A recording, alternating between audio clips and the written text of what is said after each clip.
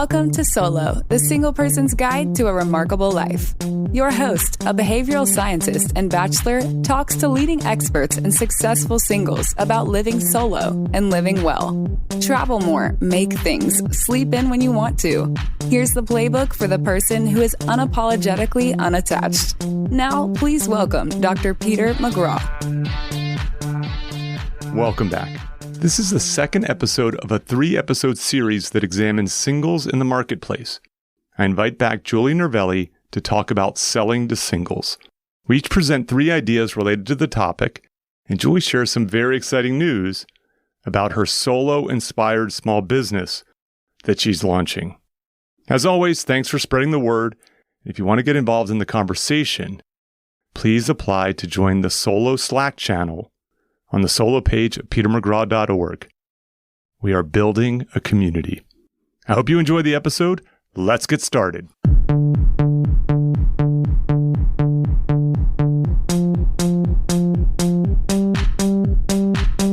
Welcome to Solo, the single person's guide to a remarkable life. I'm Peter McGraw. Today's return guest is Julie Nervelli.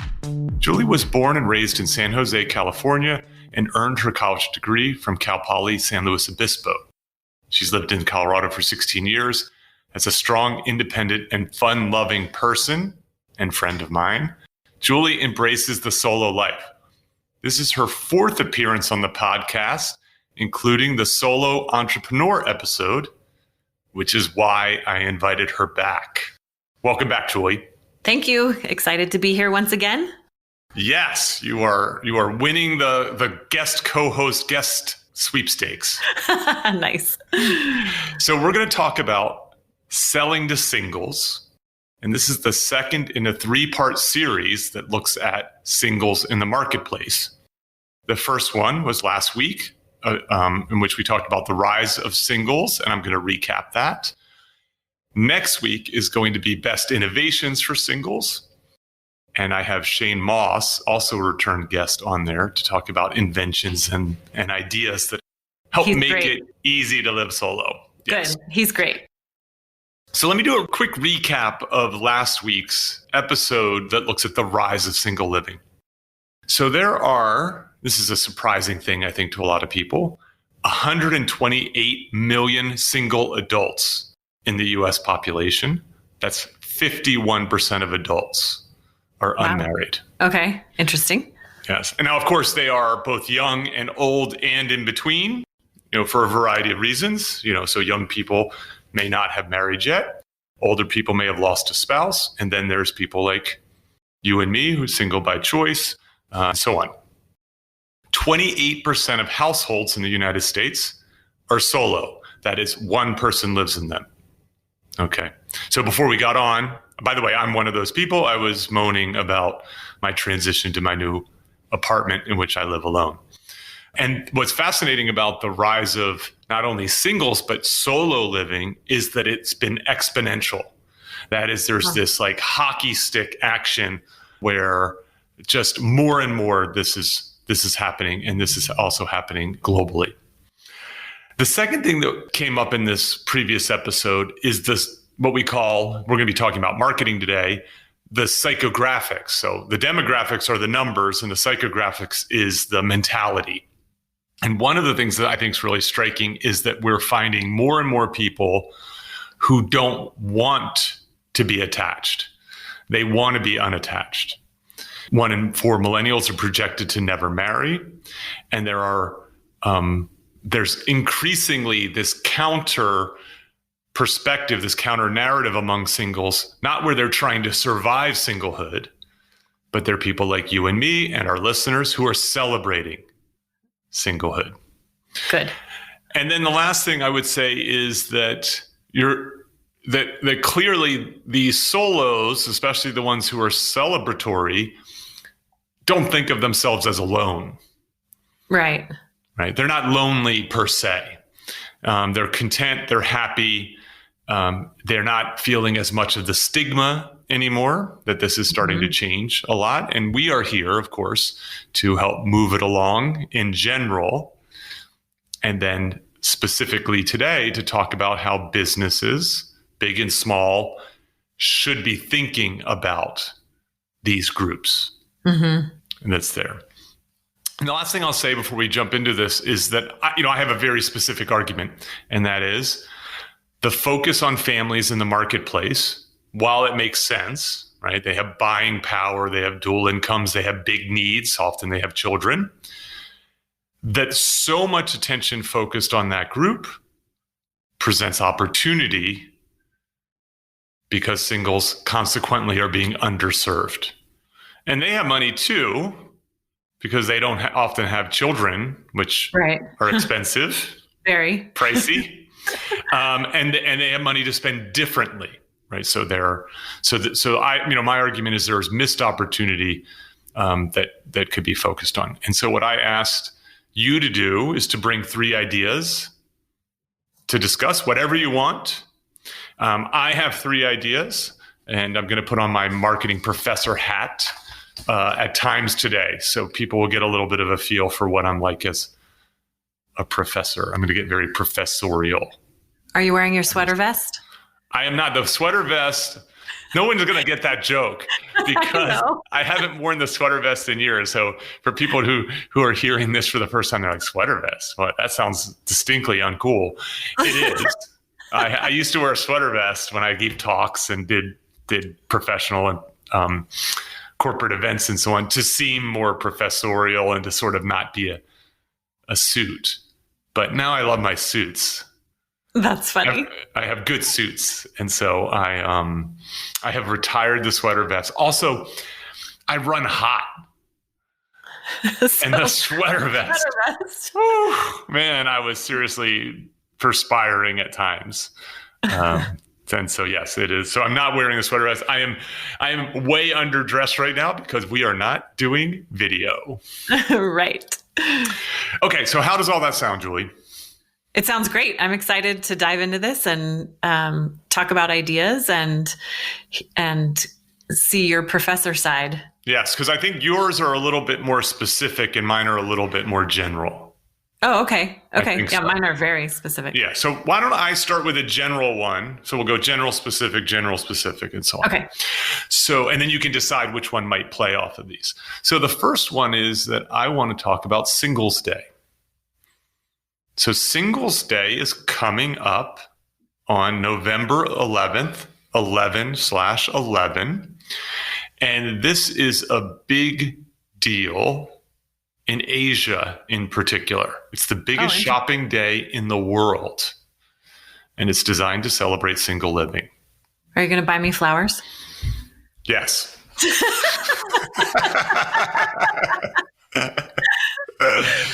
That was my improv training coming out. Nice. And so the question is like, will Singles Day catch on in the United States?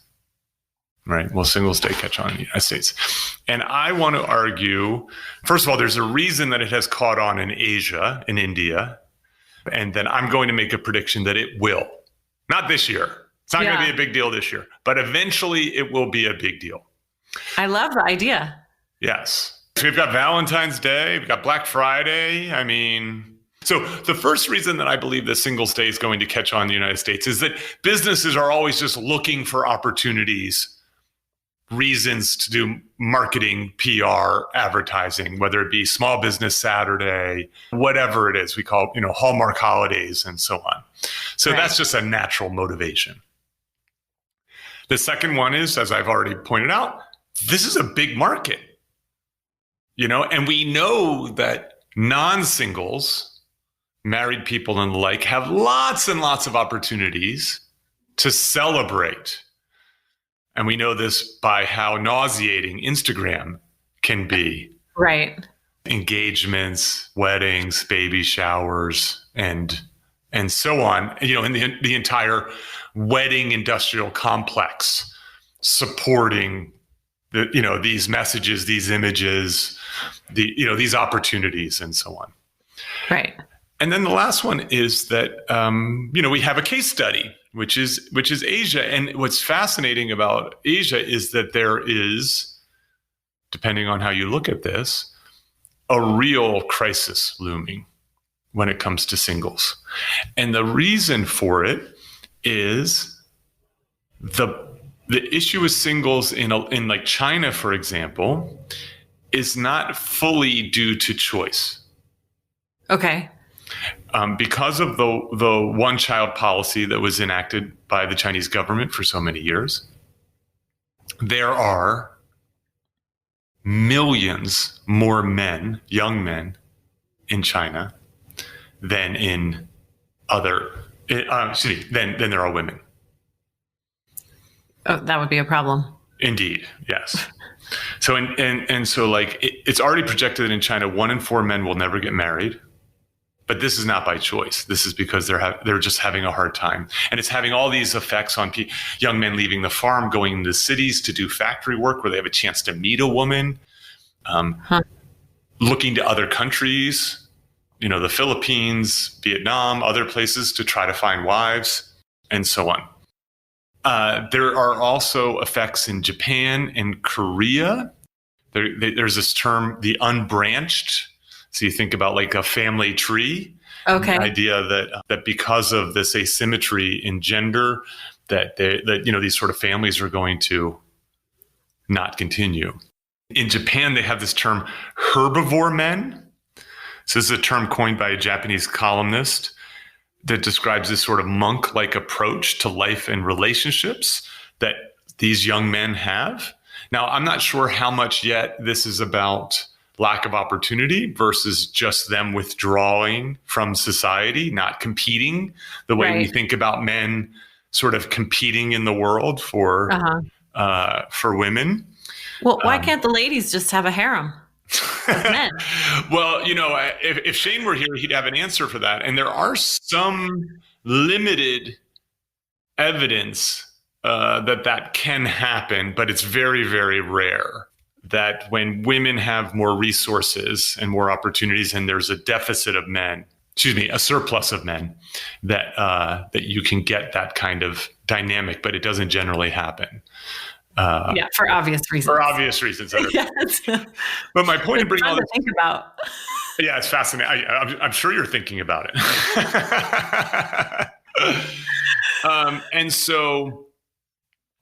This, I think, so, of course, what do they say, about need is the mother of all invention. I'm butchering that kind of a thing. But we're seeing this, a slightly different set of needs, but we're certainly seeing the rise of single people in Asia and India and also Europe. So in Sweden, they have the highest proportion of people living alone in the world. So close to 50% of residents of Stockholm live alone. Really? Yes. And so we have these other places that are sort of a bit ahead of the United States, either in terms of recognizing the need or having the need. And you're seeing the marketplace respond. Mm-hmm. And so my prediction is that, 5 years from now, we're going to see Singles Day as being a much bigger thing. But for listeners, keep an eye out on November 11th. Yeah, I'm excited about that. I want to help promote it. So what do they do for Singles Day? I mean, get-togethers, obviously, pre-COVID. Well, as far as I know, it is. So it actually came out of a Chinese university. Okay. And so it did have a social element to it. At this point, it does seem largely to be more of like a buying event.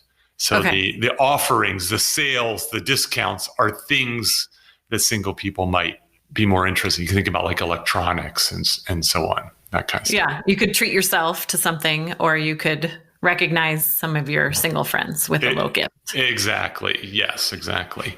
And so I think I see this as sort of a positive development in terms of the marketplace recognizing this. And, you get Alibaba behind something, and there's just a lot of people on the site to begin with. And now you have this sort of captive audience in the same way that Amazon has Prime Day.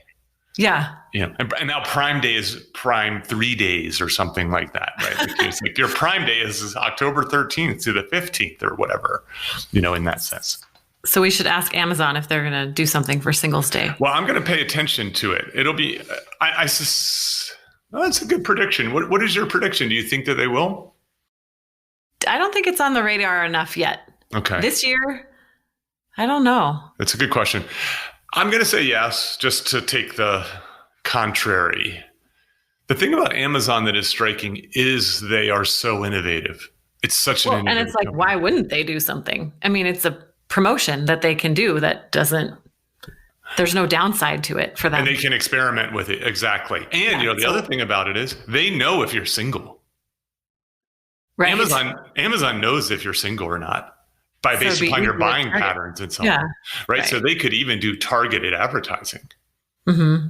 I will say this, if I don't get a message about Singles Day on the homepage of Amazon, no one will.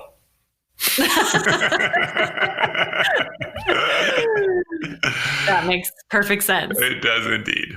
Okay, so that's my first sort of general idea about a glimpse into the future, let's say.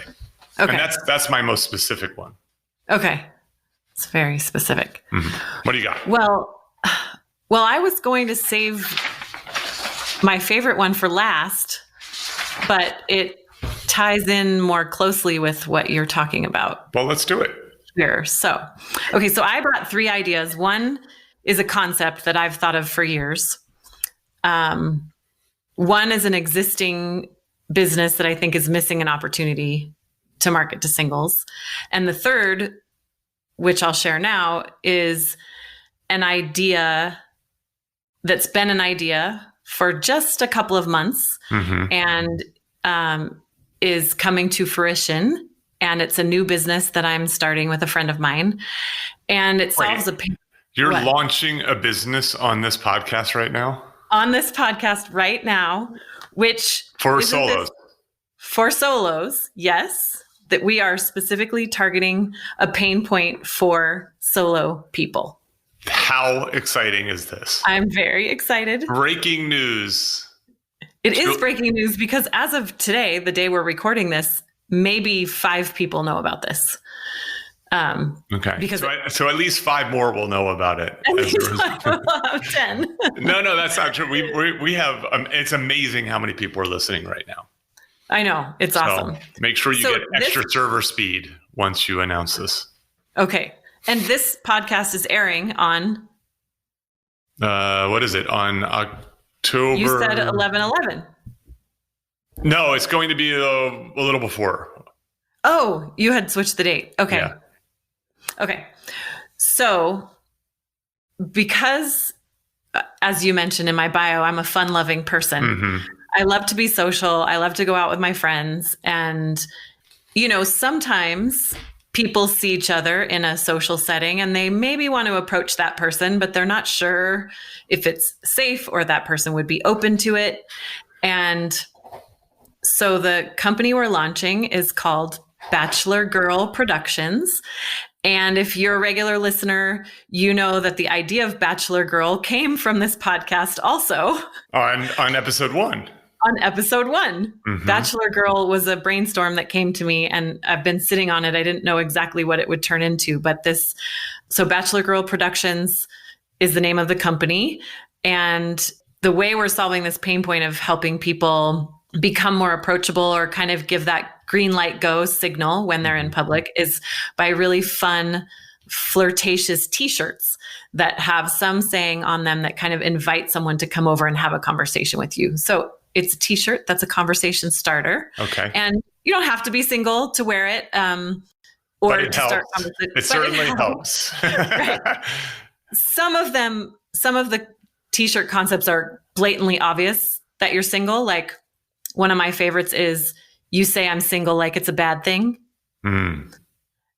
So that is basically saying, hey, everybody, I'm single. Mm-hmm. And then some of them are a little more subtle, like you had me at craft beer or things like that. So that'd be your shirt you'd wear to a brewery, and then people will buy you free beer. So that t-shirt pays for itself. Okay. Yes. Okay. So this is very fun. So first of all, I love that the name of the company came out of our conversation talking about language and good titles for single people. Yes. And then I know, see, I'm not surprised that you're launching this because you like doing these kind of things in your own personal life. So you have these, so Julie has these stickers that say, that she said wingman and wing woman that we'll wear when we go, I think it was a little more when we were younger. But when we would go out, I would wear a wingman and you would wear a wing woman sticker. Because otherwise people would think we were together. Yes. And it was like this conversation starter that was there. Yes. Okay. So can I give you a free idea for one of the titles? Professor. So the idea, I'm working on some advertising copy for the podcast. So Okay. I want to get the word out. And so I'm actually going to experiment with digital advertising. One of the, Julie's poised with a pen right now. I do. I have a pen. I'm ready. One of the copies that we were fussing around with was, "You're so great. Why are you single?" ? Oh, right. And the other one is, "I'm great because I'm single," Oh. is the answer. So it's a question answer one. Nice. So can you share a few more of your concepts? I don't want to give them all away, but Well, here's a funny story. So I'm starting this business with my friend Audra, who's one of my best friends from college, and she was here at my house last night, and we were telling my daughter, who will be 13 in a few weeks, we were telling her we're launching this business.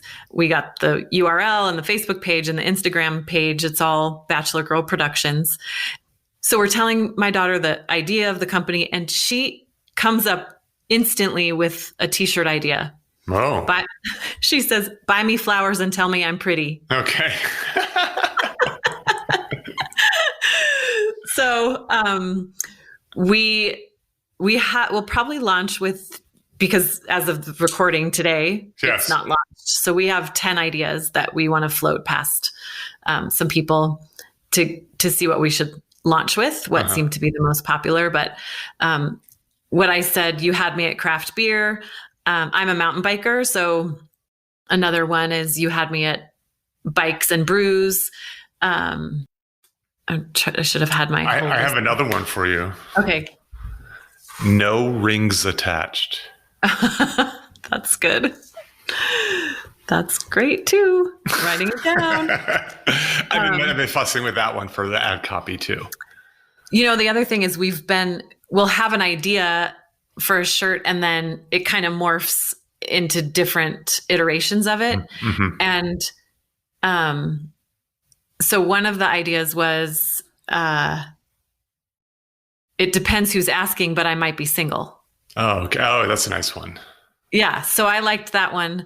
But what we kind of morphed it into was simply, it depends who's asking ... Ah, okay. Which kind of invites even more conversation, like, well, what's the question? Yeah. Or what are you asking? And it's not as blatantly about being single. So we might A/B test that one. Sure, of course, as you should. Yeah. This is great. This is super fun. And so what is the URL for people who want to visit? It's bachelorgirlproductions.com. Super. Okay. Bachelorgirlproductions.com. That's fantastic. And so that's going to be a fun, cheeky brand. And you have some experience with fun, cheeky brands. So I do. You had a salsa company for many years. Yes. That had that kind of wink, wink sort of element to it that you've sold and moved on from. And so it's nice to see you continuing your entrepreneurship focused on solos. That's right. Okay. I'm looking forward to figuring out what t-shirt would be best for me. Okay, good. All right. So I want to talk about some of these different material needs that singles have. And I think the way to think about the differences in material needs is the fact that the world, again, and products are built for families. They tend to be built for families. Mm-hmm. So the obvious thing is when an entrepreneur or a business wants to target singles, there's this notion of shrinking that can be useful. So Ellen Byron, who's a journalist at the Wall Street Journal, has been writing about this underserved marketplace. And she has these great stories about like singles who don't want to buy a loaf of bread. Like you think about a loaf of bread is built for a family, is built for 4 people. You don't have enough time as a single person to eat an entire loaf of bread before it gets stale or I buy a bag of cuties and give half of them to my next door neighbor. You know, the little oranges? Yes. They come in that 5-pound bag. I can't eat a 5-pound bag. That's right. So one of these things is this notion of shrinking, right? So we see this obviously when it comes to the rise of apartment living, right? Apartment living is a sort of shrinking of a house, you know, into a usable space for a single person.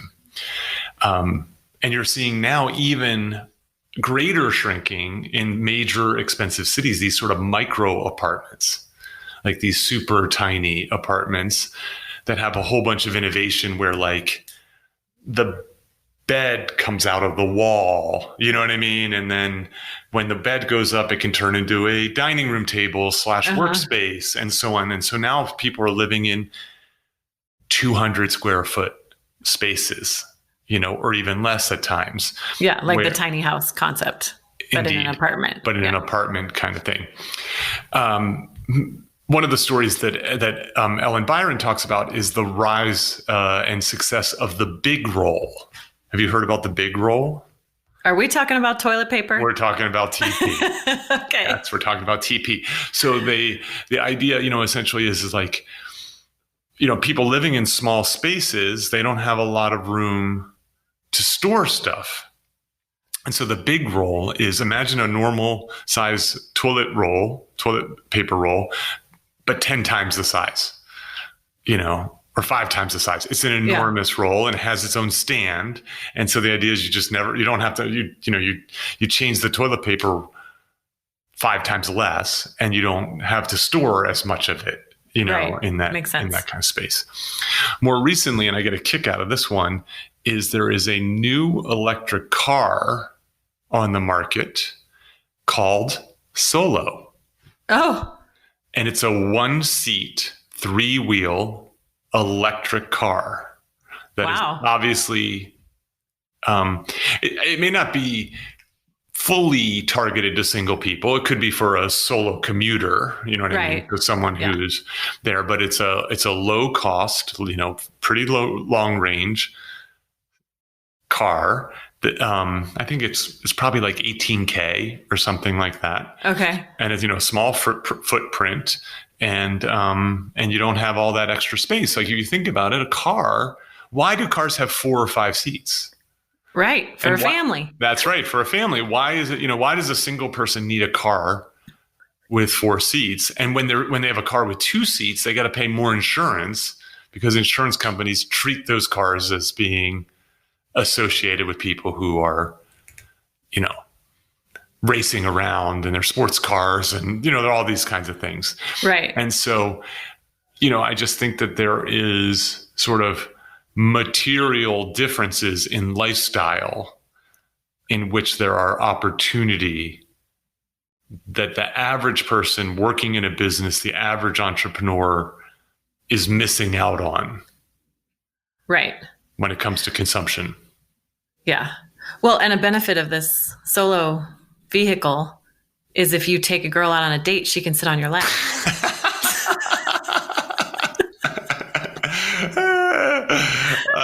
I'm not sure she would see it that way. Is this a stick shift? I do think, you know, I mean, I think, you know, I've certainly can imagine people saying, well, what about when you want to take someone out on a date, or what about when you have friends or whatever? And the answer, of course, is, well, first of all, how often is that happening? Yeah, you must drive your car by yourself 90% of the time. Indeed. So there's other kind of material needs, for example, like wealth management and retirement vehicles and so on. Well, I'm going to come back to this. I'm doing a whole series on aging solo. But if you think about it, a lot of wealth management is built around families, built around couples retiring, and so on. And so, I think that solos have different investment needs.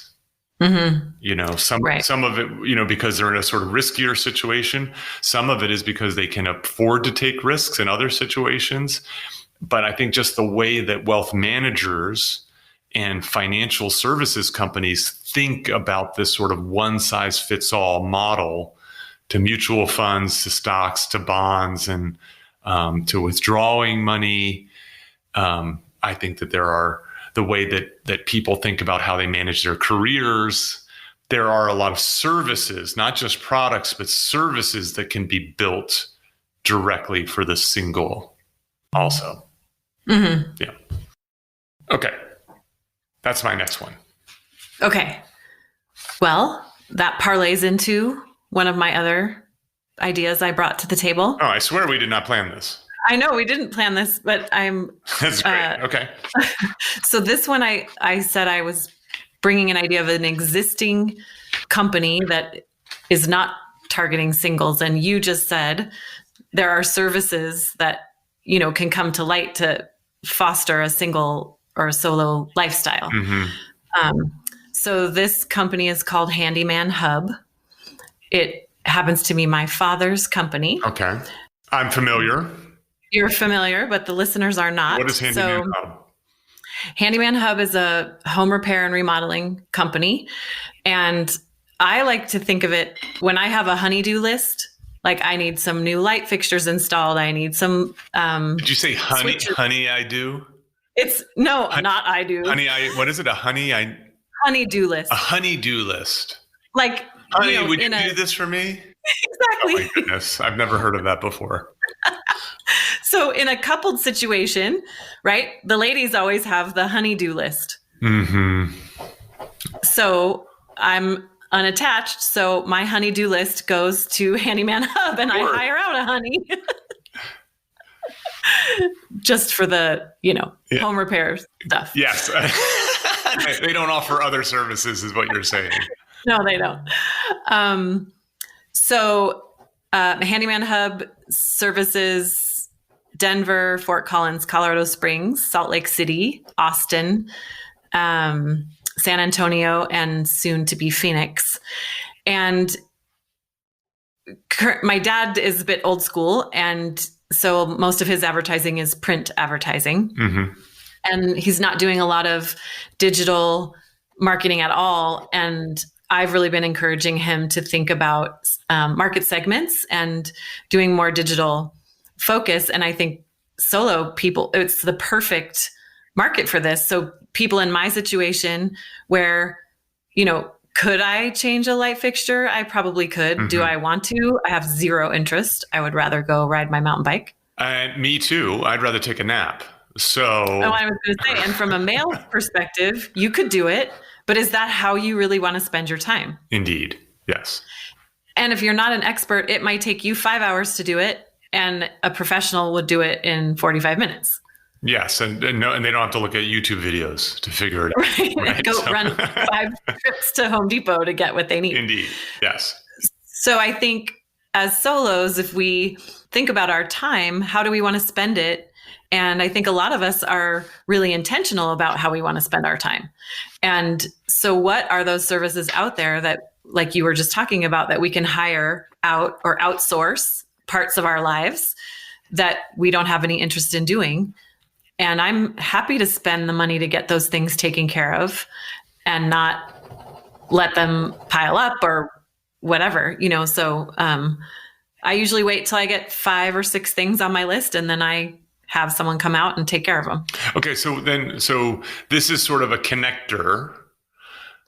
So it connects. So if I go to Handyman Hub, it'll connect me to a local handyman, which I put in my list of things to do. What other benefits are there from using Handyman Hub versus going to Craigslist or something like that?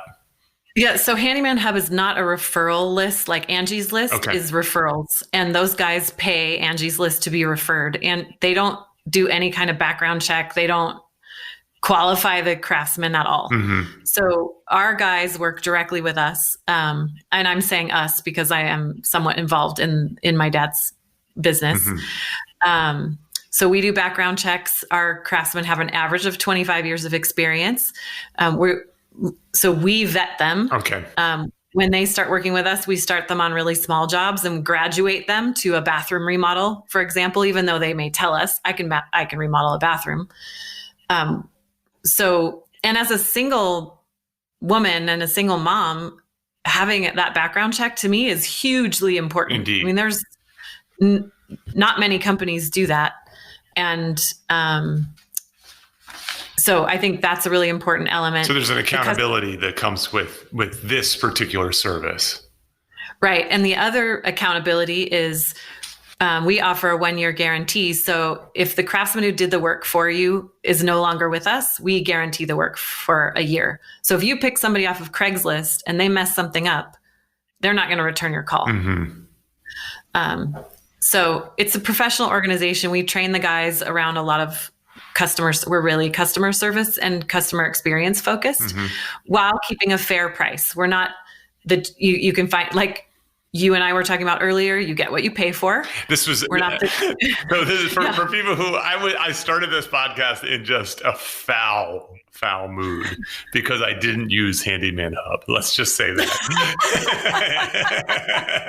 And so, and I was saying how I have to remind I grew up poor. And so, I'm always I'm like, look on the lookout for a deal, as you might imagine. And I just so often, I have this saying is like, go first class, like, you know what I mean? The benefit, there's a reason that something costs more, and how often I regret kind of going with a low cost option. And right. I had said to Julie, you get what you pay for. And so I'm, by the way, I'm in a very good mood now if it's not obvious, but I've learned my lesson yet again. Yes. So again, it's affordable, fair pricing, and we bring really quality guys. And the reason we have so many quality guys who like to work with us is we keep their pipeline full of work, and they as independents don't have to be out there drumming up business and running around giving a bunch of bids, and then they don't have time to follow up on them. Yeah, so they get to do what they're best at, which is fixing things, making right. things. So that's how we get really quality guys, because they love our system. Okay, so my question, I'm doing this not only because I don't want this to sound like an advertisement for Handyman Hub, but as you think about the conversation that we're having, I mean, I'm asking you to sort of spitball this in the moment, but like, is there a particular, because Handyman Hub is not just for singles, it's for anyone who has a need.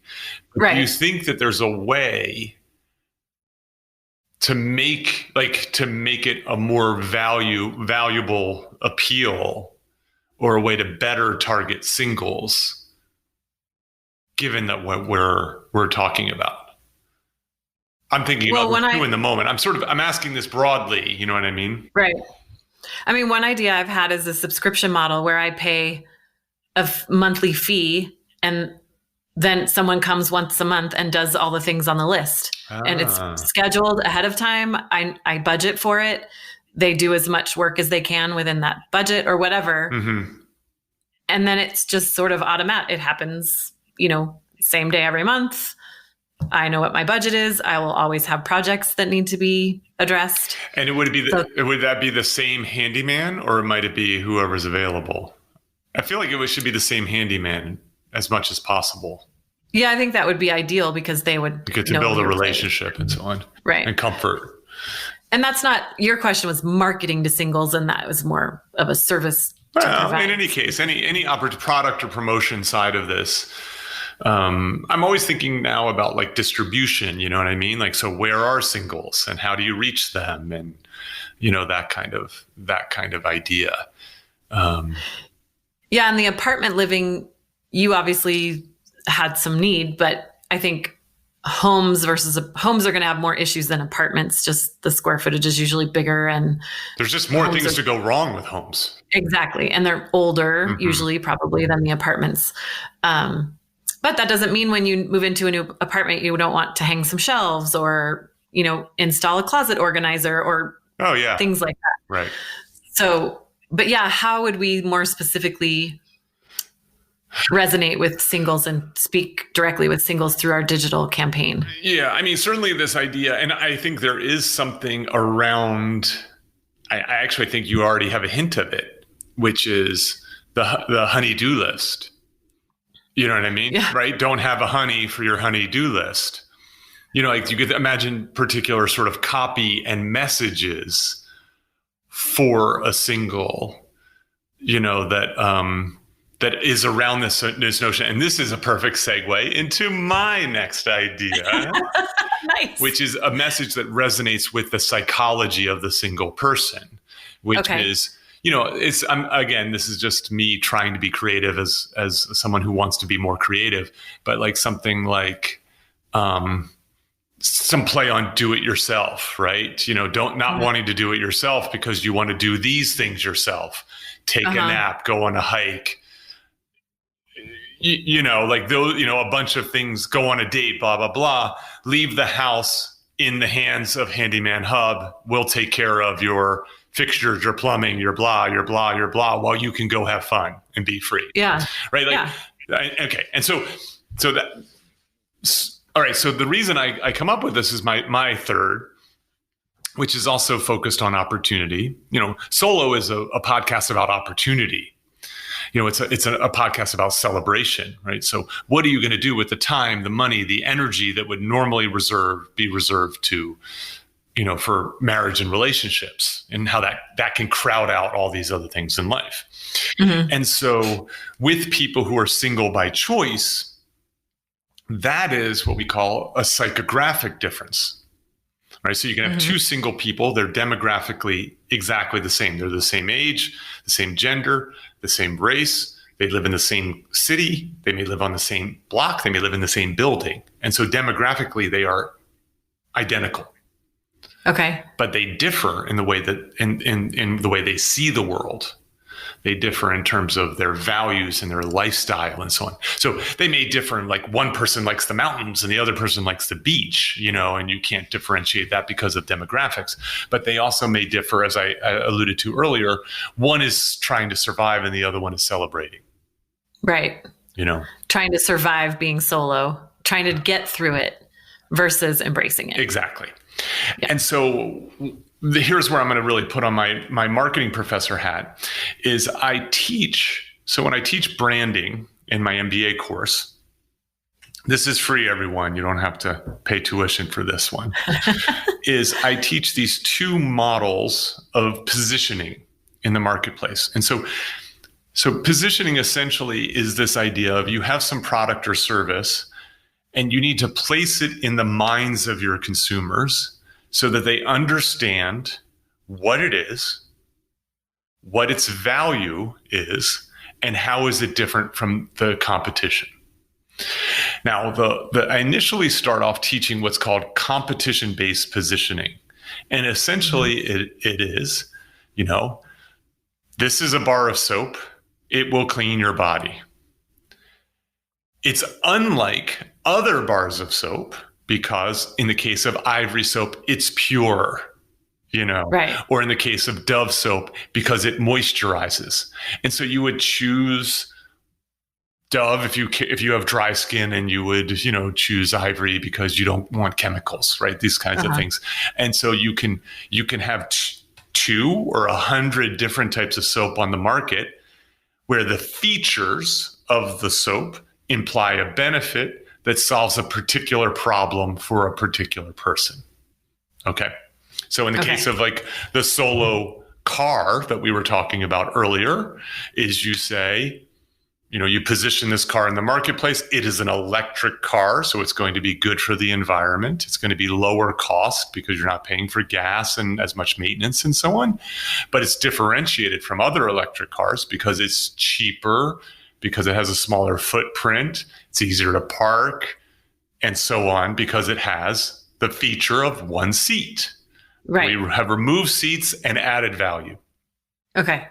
Now, the problem with the competition-based model is that features are easy to replicate. Right? Features are easy to replicate. Elon Musk might like the idea of a one-seat car, and he creates a one-seat Tesla. And now this company now has a direct competitor and they're not differentiated. Yeah. And when you're not differentiated, you need to compete on price. Now it's a race to the bottom. Yeah. Like, why should I choose this car versus that car? Is because that one's cheaper, because they're completely identical in every other respect. Mm-hmm. And the same with soap, and so I use the example in class about 5-Hour Energy. Right. So, 5-Hour Energy, the little bottle, take like this swig, and it has it's like a cocktail that's designed it's got caffeine in it. It's got a bunch of other enes in it that are designed to give you energy and allegedly give you energy for 5 hours. Well, there's a competitor on the marketplace called 6-Hour Power. I was going to say 5.5 hours. Exactly. And so, there you are, you're at the mini mart and you're tired. You got a long drive ahead of you, and there's 5-Hour Energy and there's 6-Hour Power, you know what I mean? And well, they're the same price. Why, why not go for the other one? Exactly. Right. So what I say is that as a brand especially matures and people figure out what it does and what its features are and what those features are how those features are beneficial, you can start to build your brand. That is, build the emotional connections that exist with your customers, because these features often imply emotional benefits. So, for example, emotional benefit of an electric car is that you're doing good, that it helps the environment. That a beauty product may help you feel attractive and appealing, or a car might make you feel important, right? That it gives you a sense of status. And so you think about, why do people buy luxury cars? Well, they don't just buy luxury cars because they're quieter and they have better performance and they have better design, but it's because it makes you feel like an important person. So as I say, it doesn't just get you from A to B, it gets you from, the next thing is get you to A to B cheaper or faster or not. And the next one is, how does it make you feel as you go from A to B? Mm-hmm. Does it make you feel like superior, better, whatever that, cooler and so on. Mm-hmm. So, and this is called goal-based positioning. So it helps you achieve a psychological goal that you have. And we have lots and lots of psychological goals in the world, again, to feel safe, to feel important, and so on. So I'll give you an example of this. So I don't know if they still do it, but for many, many, many years, Jif peanut butter. Are you familiar with Jif? Uh-huh. Do you know what the tagline for Jif is? No clue. I can picture the logo. It's 3 colors. Yes. It's choosy moms choose Jif. That's right. Okay. Right? Choosy moms choose Jif. Well, think about that. Well, so there's something about Jif peanut butter that has a difference in feature. It's probably lower in sugar than Skippy and Peter Pan and the other ones. And the idea essentially, I'm guessing it's lower sugar. It could be something else. But what that implies is it's healthier for you. Mm-hmm. But it's not healthier for you because moms don't eat peanut butter. Who eats peanut butter? The kids. The kids eat peanut butter. And I ate peanut butter until I got out of grad school because it's a cheap way to get cheap, tasty calories. So what is Jiffy doing with Choosy Moms Choose Jif is that the feature, it's healthier, lower in sugar or whatever it is better for your kids. And it helps mom feel better about being a mom. Yeah. I'm making a good choice. That's there. Yes. Hitting that psychological need. So this is a very long lead up to the punchline. The takeaway of all of this is to understand that some solos have this single by choice. Some have this single not by choice. And I think most of the products out there in the world are built for the survivalist, not for the people celebrating. Mm-hmm. And so I think that this psychological need for freedom, autonomy, opportunity is something that brands aren't building as much as they could. Mm-hmm. And the brands matter. I just want to say this, the brands matter. We know this because people prefer Coke when they're doing a taste test and they know it's Coke to when they're doing a taste test and they don't know it's Coke.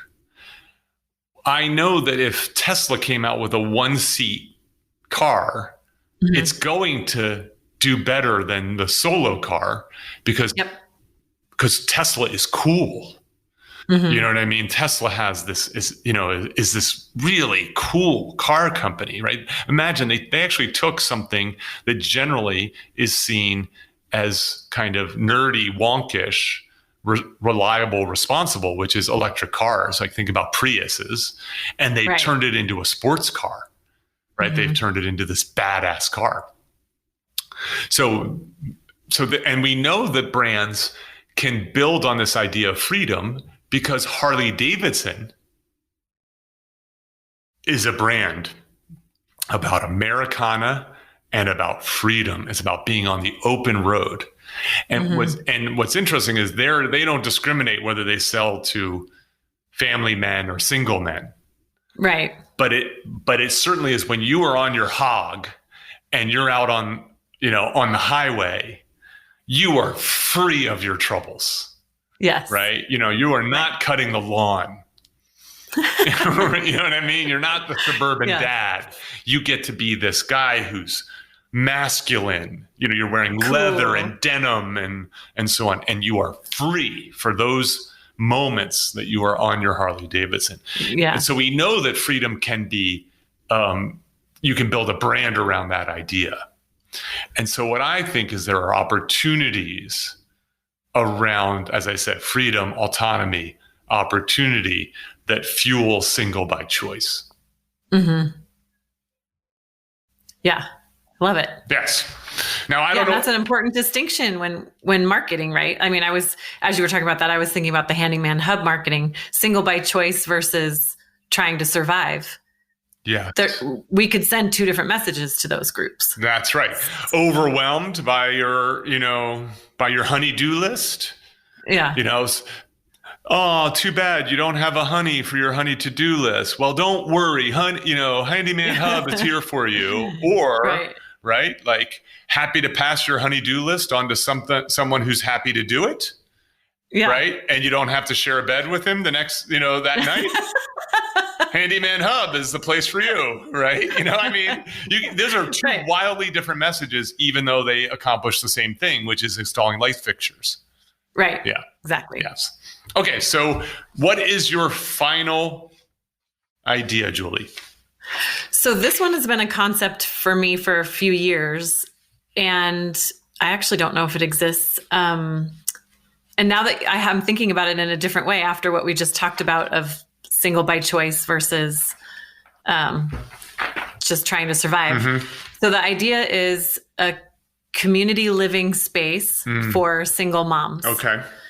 So my vision is there would be, I picture it kind of like a hub where the center building would be a common area with a kitchen and game room and things like that.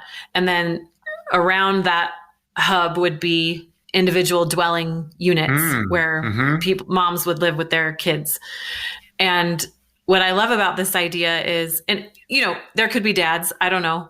I just love my girl time so much and how supportive moms are. And not that dads can't be that way as well, but you can share in childcare expense. You can share in duties like cooking and cleaning up. You could have extracurricular activities that different moms could lead for the kids, sports, crafts, entrepreneurship, all kinds of things. I mean, it would just be a way to programming. You plug into a community and the kids could make lifelong friends. I mean, I just picture it to be such a supportive environment for solo moms. I've just always thought it would be such a cool concept. Yeah, I really like the idea. Certainly the demographic shifts, with women putting off marriage and also putting off having children. And then sometimes they put it off long enough that they are unable to find a suitable partner. And then they are left with the decision of maybe I don't have children or the decision to go it alone. Obviously, the idea, obviously the fact that people get divorced, and some people put off divorce till the kids are out of the house. So they may go 10 years. They know they're going to get divorced. They go 10 years for the sake of the children. And part of the reason is because it's so hard to do it on your own. Mm-hmm. You know what I mean? Like it's just hard to do it on your, especially if you have multiple kids. And it's harder to do it on your own because of the expense and the income, but it's also hard to do it because of the energy and of having to be on all the time. You can never pass off duties. And I know women who have decided to have kids on their own. I know women who are contemplating it. They certainly have frozen their eggs, so they're ready to potentially do it.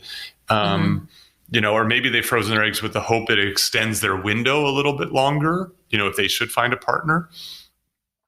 So I really like this idea. We know that communal living exists in other parts of the world, and it lives in a small scale in the United States. We have a mutual friend who lived in a communal living situation in Boulder, Colorado. Mm-hmm.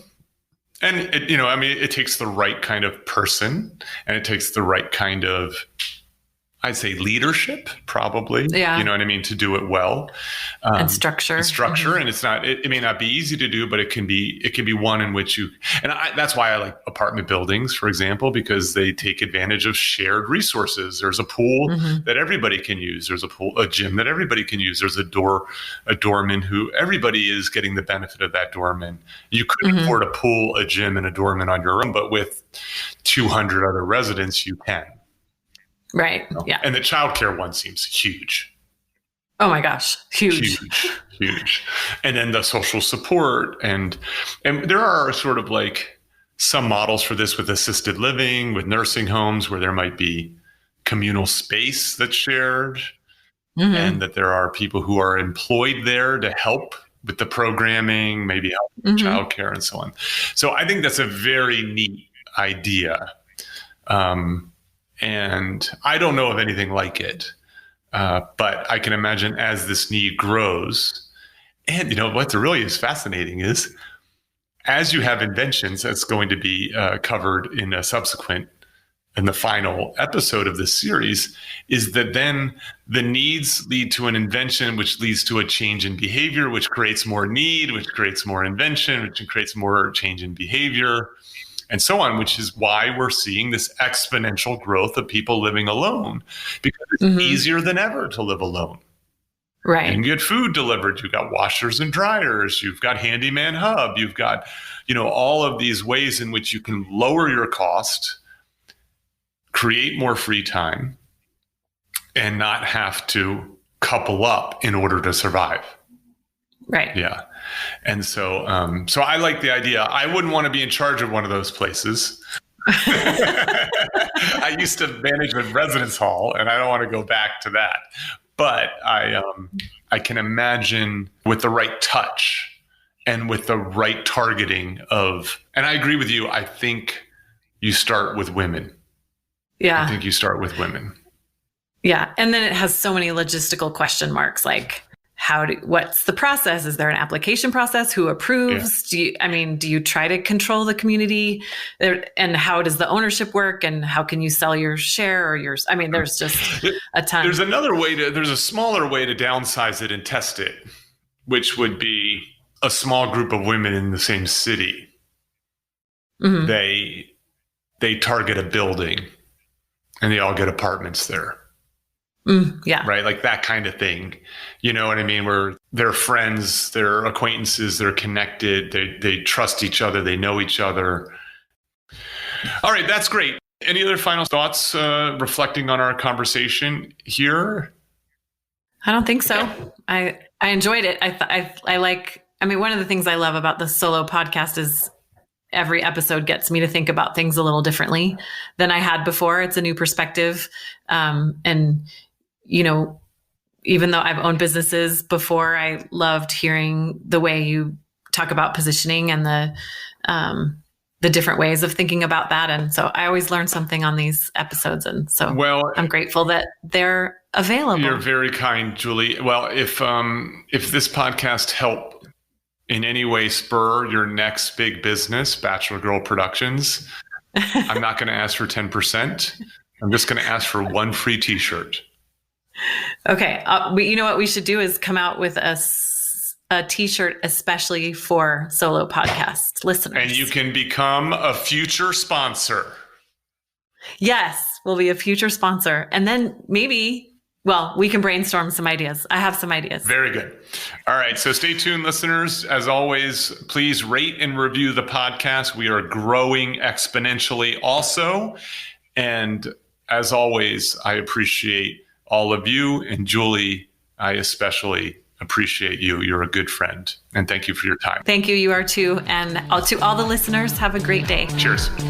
Thank you for listening to Solo, the single person's guide to a remarkable life. For more about our guests and show notes, go to petermcgraw.org. Please subscribe and share with your single friends.